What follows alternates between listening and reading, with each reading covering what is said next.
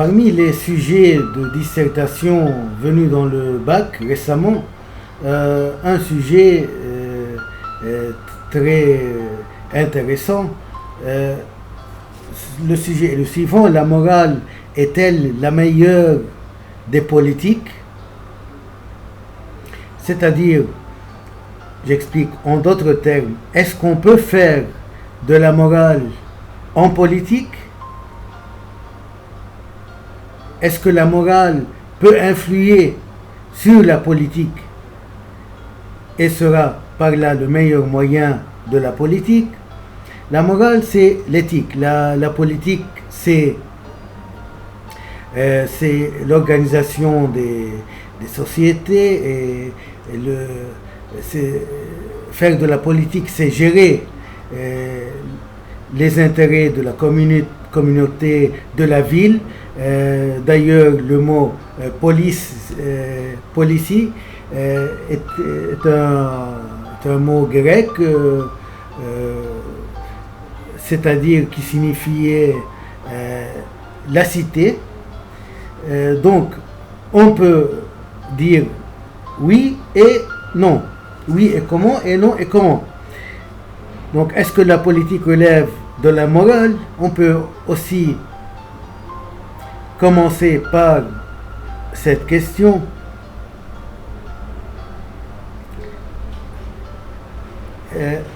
Est-ce que, tout d'abord, la morale repose sur le bien, sur la vertu, sur le bonheur, sur la justice, comme Platon l'a figuré?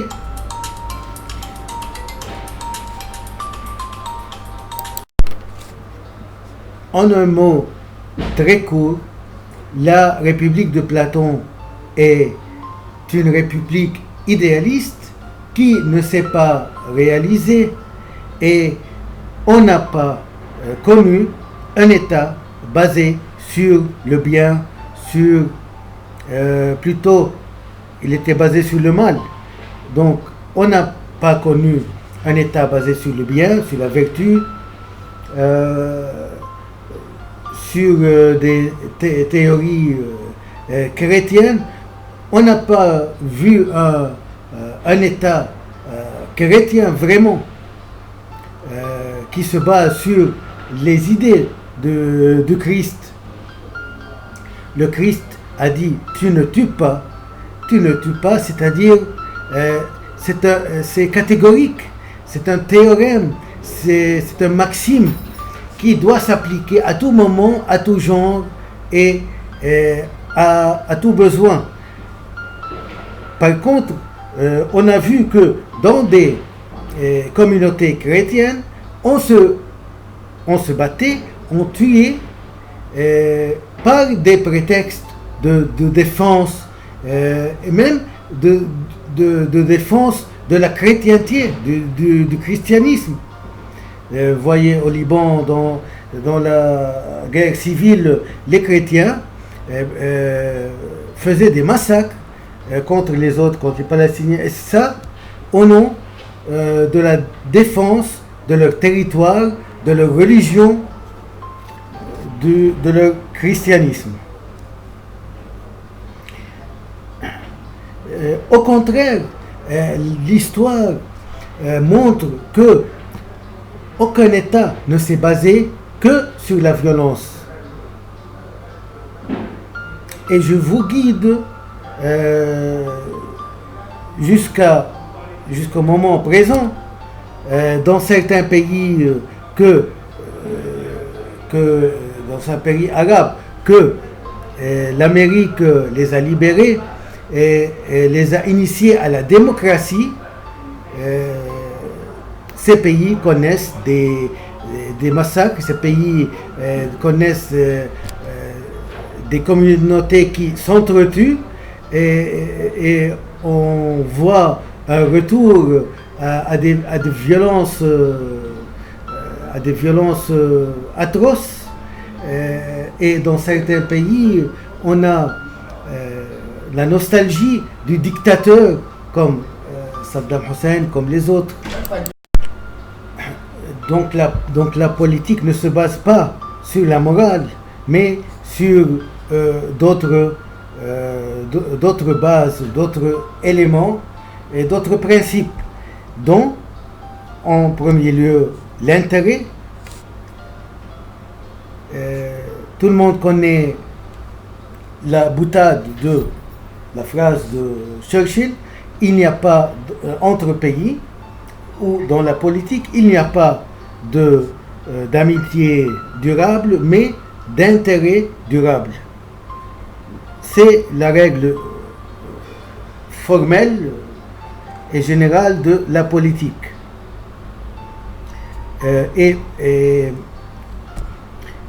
Plusieurs dirigeants ont trahi même leurs principes politiques et les principes de leur parti pour des raisons d'État, pour des besoins politiques. Par exemple, Staline a laissé Hitler condamner beaucoup de communistes, bien que cela était durant une entente entre les deux hommes, une entente secrète pour diviser l'Europe entre eux. Donc Staline a laissé faire Hitler. Pourquoi? Parce qu'il avait intérêt à laisser Hitler grandir pour enfin se détruire lui-même. Ce que disait Staline lui-même.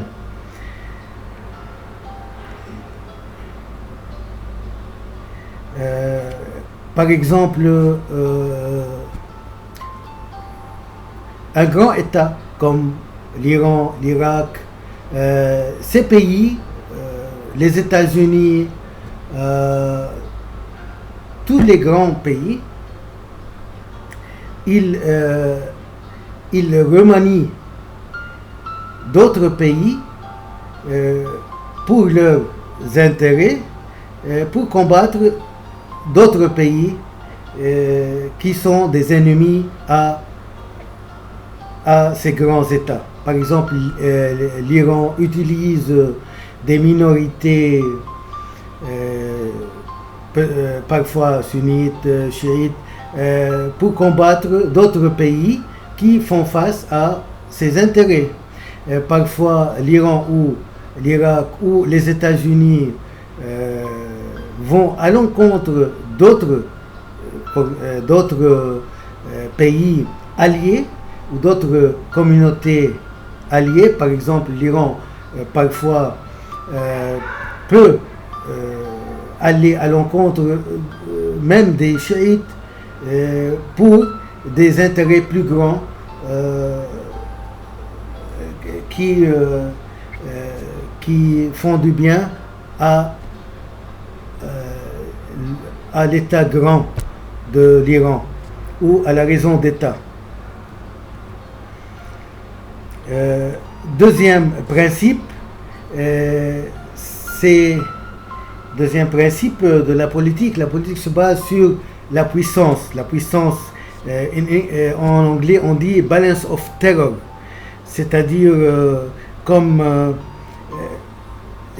Staline, par exemple, n'a pas pu annexer la Grèce lors de la Seconde Guerre mondiale, bien que les communistes ont demandé l'aide de Staline et étaient prêts à prendre le pouvoir. Pourquoi? Parce que Staline ne pouvait pas, et parce que l'Europe et les États-Unis ne voulaient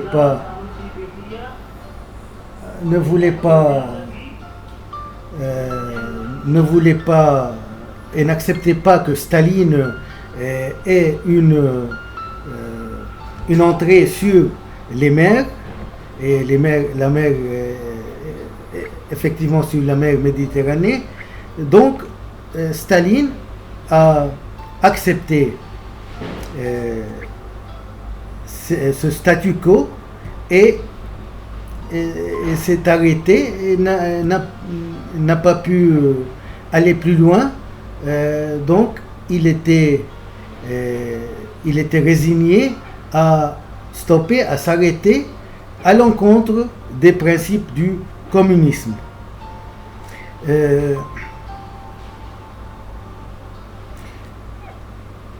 La croissance des États mène toujours à des guerres d'hégémonie.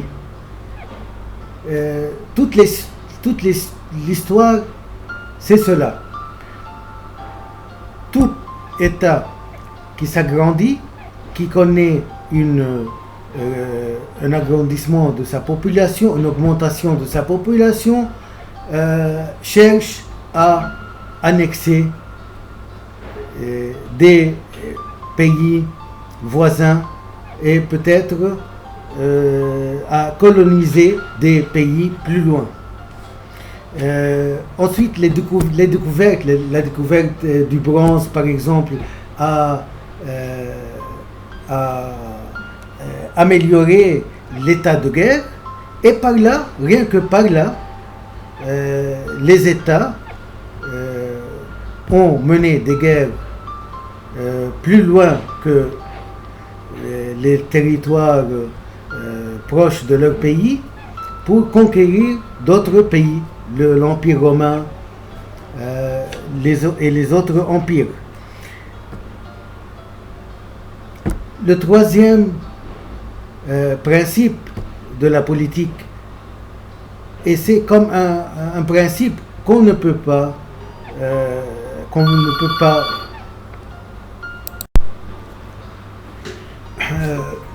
donc le troisième principe de la politique, c'est l'absence de la liberté,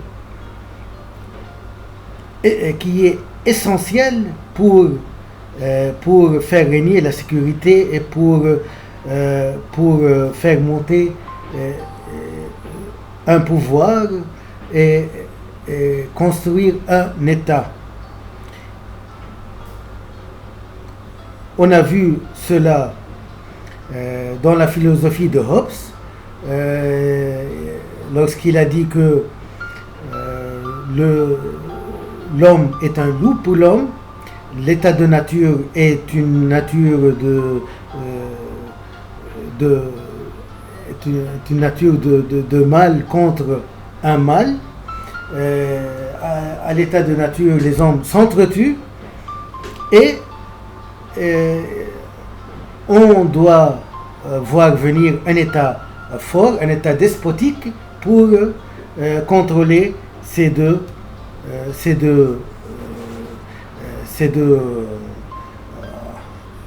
groupes et faire régner non la justice mais la sécurité, par exemple. C'est là où se forment les États et c'est là où se trouve le travail de l'État. Aussi, on peut prendre l'exemple de Rousseau, c'est-à-dire dans son contrat social, chaque homme doit se libérer, doit se libérer et oublier sa liberté personnelle pour le bien collectif. Donc, dans chaque État, il y a une absence de la liberté, il y a une absence des droits personnels pour que l'État subsiste et pour que la sécurité règne.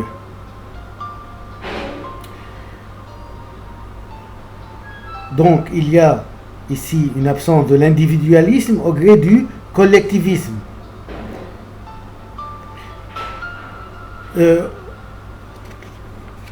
Dans le second paragraphe, on se pose la question, est-ce qu'on peut faire et quand est-ce qu'on peut faire de la morale une base à la politique?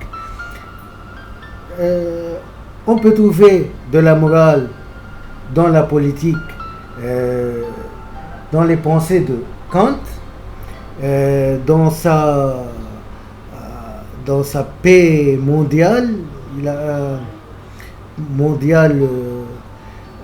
lorsqu'il dit une des lois de la morale politique de Kant, c'est que on ne peut pas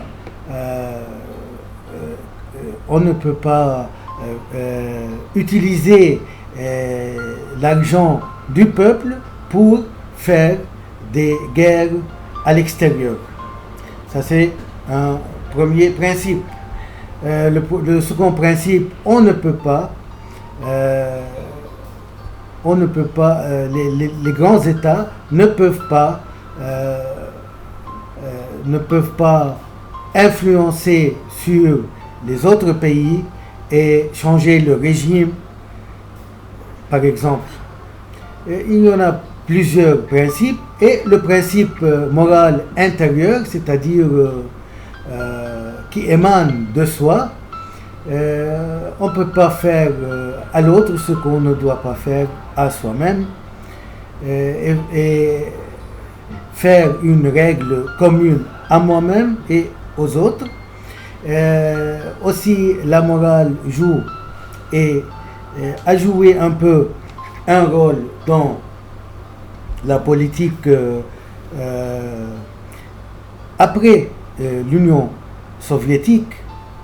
Il y avait la naissance du TPI, le Tribunal pénal international, qui a essayé de juger, de condamner les grandes personnalités, les grands dirigeants pour leur massacre,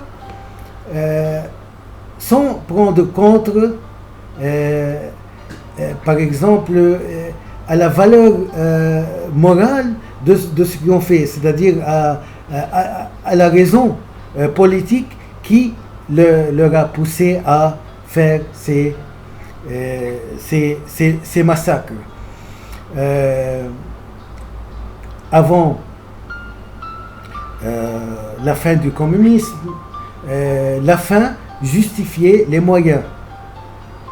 Après la chute du mur de Berlin, ce TPI a essayé d'avoir des points communs, une morale commune pour juger les régimes et les dirigeants. Par exemple, ils ont condamné les massacres de Srebrenica, perpétués contre les musulmans. Et c'était une bonne étape. Et ces événements ont été une page très bonne dans l'histoire. Mais à l'état actuel, je crois que ce mouvement s'est arrêté pour plusieurs raisons. Les États veulent toujours leurs intérêts. Toutes les guerres, la plupart des guerres, étaient pour des causes d'hégémonie, mais aussi pour vendre des armes.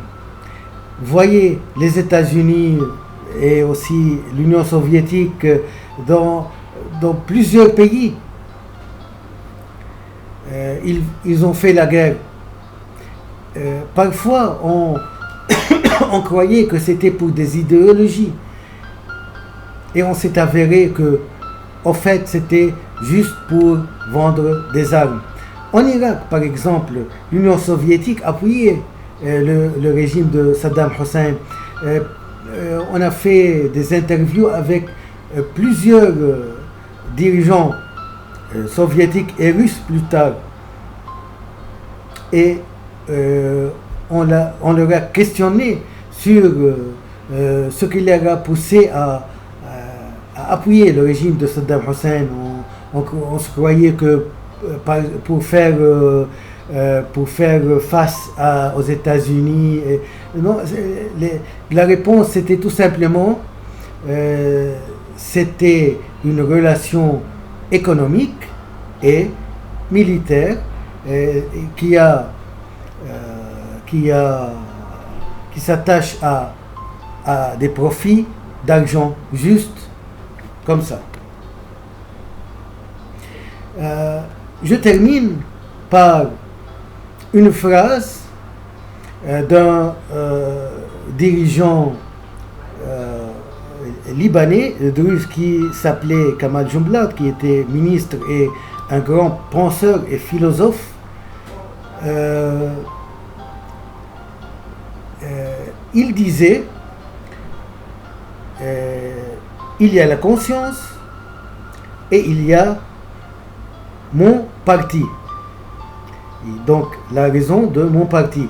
Si en aucun cas ma conscience se contredit avec les décisions et le principe de mon parti, je dois choisir ma conscience.